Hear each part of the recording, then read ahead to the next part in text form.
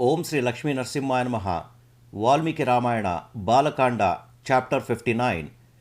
Vishvamitra agrees to perform the sacrifice for Trishanku. Summary. Vishvamitra undertakes Trishanku's Vedic ritual and sends disciples to invite all Vedic scholars. Many sages have come except for Vashishta and his sons.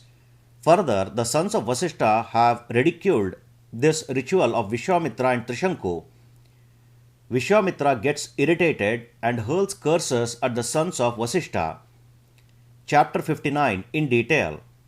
Vishvamitra, the son of Kushi, piteously spoke this mellow sentence to King Trishanku, who spoke thus, and who in reality attained a state of profaner. Thus says Shantananda continued his narration. O Trishanku, the legatee of Ikshvakus, you are welcome. I am aware that you are a highly righteous king. O the best king, you need not be dismayed, for I accord you heaven. I will invite all the sages with pious activities who will render assistance in the ritual. O king, then you can perform the ritual self-composedly. You can go to heaven with this body of yours as well as with the form which is deformed by the curse of mentor Vashishta through his sons. I deem that heaven is handy to you, O king of subjects, as you have approached the all-sheltering Vishvamitra and sought shelter. Thus Vishvamitra consoled Trishanku.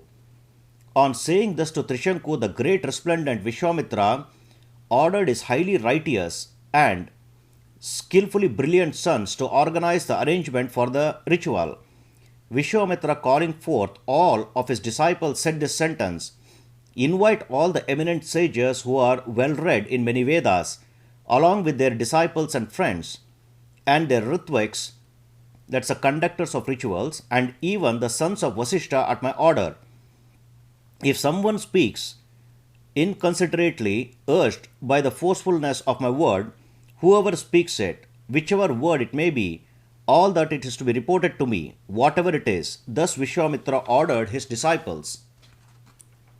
On listening the word of Vishvamitra, his disciples went to all directions, inviting all by his order. And then the Vedic scholars started to arrive from all provinces. All of the disciples have returned to the radiant, resplendent sage Vishvamitra and reported the words spoken by all the Vedic scholars.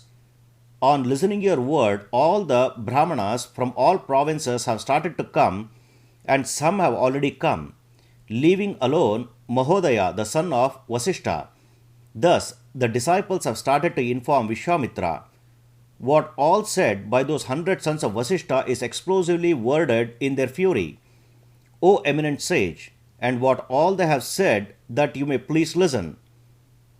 A Kshatriya is the officiator and a profaner is the performer.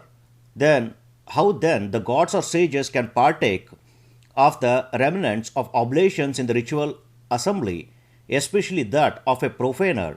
Thus the sons of Vashishta exclaimed. Though the Brahmanas or the high-souled sages are now embarrassed by Vishvamitra, how can they go to heaven even after their demise, partaking of food of a profaner? O tigerly sage Vishvamitra, all the sons of Vashishta, including Mahodaya, spoke these ridiculed sentences with their eyes reddening in anger. Thus the disciples reported to Vishvamitra. The eminent sage Vishvamitra, having heard those words of the sons of Vashishta from all of his disciples, said this rancorously with bloodshot eyes: he who condemns me, who am abiding in religious asceticism, and who am an unreprovable one by my ascetic merit, that irreverent person will be reduced to ashes, and there is no doubt about it. Now they will be dragged by the rope of time to the house of Yama, the terminator, and from now to 700 births to come, they will take births as eaters of corpses. Come what may, those who reprove me will be wandering about these mortal worlds on taking birth as disfigured and disformed beings in the ruthless sect of Mushtikas that always feed on dog's flesh. That wrong-headed Mahodaya also reproached me, who am irreproachable on my part. Hence, he gets into tribalhood and becomes a reproachable tribal for the entire world. By my fury, he obtains an utterly barbarity, and he will be occupied with a murderous bent, and he cycles through a worst possible living for a long time.